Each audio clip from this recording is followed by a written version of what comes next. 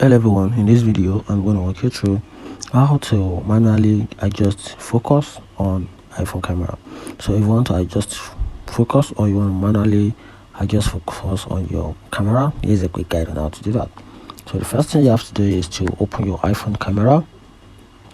Once you open your iPhone camera, by default your iPhone camera will capture everything that is being captured in the camera space.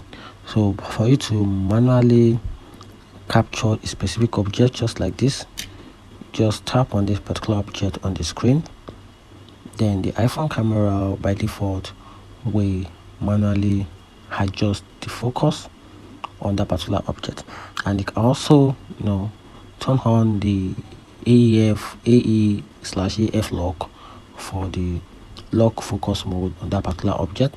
So for you to do that, you have to long click on that particular object, then the AE/AF lock will be turned on, and whenever, even if you try and shift the camera away from that particular object, the AEF lock will still be locked and be focused on the flash.